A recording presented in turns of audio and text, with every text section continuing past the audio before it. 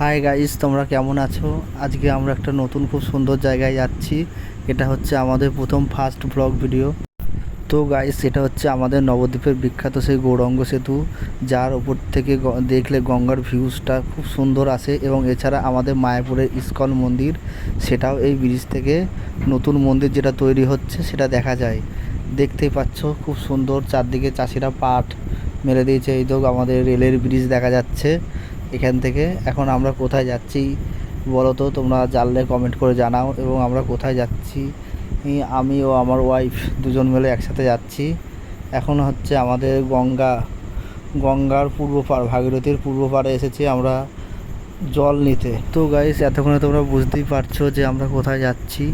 আমরা যাচ্ছি পূর্ব বর্ধমানের বিখ্যাত মন্দির জামালপুর, যেখানে জল ঢালতে গেলে বাবা বুড়োরাজের মন্দির, সেখানে জল ঢালতে গেলে ভক্তদের সকল মনের আশা পূর্ণ হয়। তোমরাও এসো তোমাদের সঙ্গীকে নিয়ে। দেখতেই পাচ্ছ রাস্তাটা খুবই সুন্দর, প্রাকৃতিক দৃশ্য চারদিকে বর্ধমানে। তো গাইস, আমরা ফাইনালি চলে আসলাম সেই মন্দিরে। তোমরা আমাদের ভিডিও পুরোটা দেখতে থাকো। পূর্ব বর্ধমানের সেই বিখ্যাত জামালপুরের মন্দির। কথিত আছে এখানে যারা জল ঢালতে আসে ভগবান শিব তাদের মনের আশা পূর্ণ করে। এবং এখানে একটা আশ্চর্য বিষয় হচ্ছে, এখানে যে ঠাকুরটা আছে সেটা মাটির তলা থেকে উঠে এসেছিল। খুবই আশ্চর্যতম জিনিস। এবং এই তো দেখতেই পাচ্ছ কাকা নতুন নতুন বিয়ে করেছে, আজকে প্রথম বিয়ে করলো জামালপুর মন্দিরে।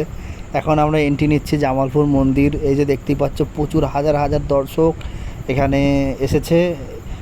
বিশেষ করে এবার দেখতে পাচ্ছি যে মহিলারাই বেশি এসেছে এই পুজোতে। এবং এই যে পাঠা বলি দেওয়া হয়, এবং এখানে পাঠা বলি দেওয়া হয়, রীতি আছে প্রত্যেক সোমবারে এখানে।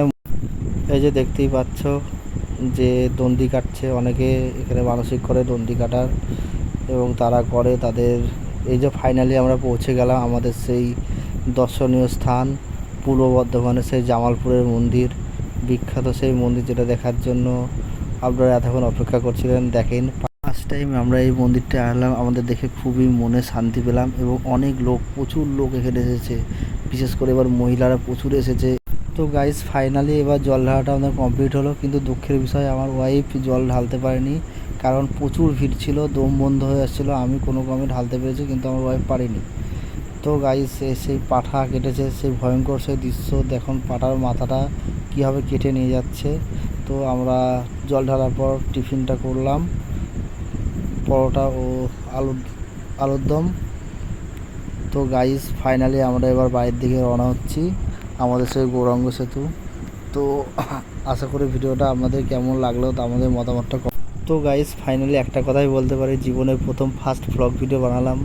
তোমাদের কেমন লেগেছে আশা করি খারাপ ভালো যেটাই লাগে কমেন্ট করে জানিও। হ্যাঁ, তোমরা পাশে থেকেও সাপোর্ট করো, সাবস্ক্রাইব করে দাও, লাইক কমেন্ট শেয়ার করতে থাকো। আরও ভবিষ্যতে আরও ভালো ভালো সুন্দর ভিডিও তোমাদের দেখাবো, এই বলে শেষ করলাম।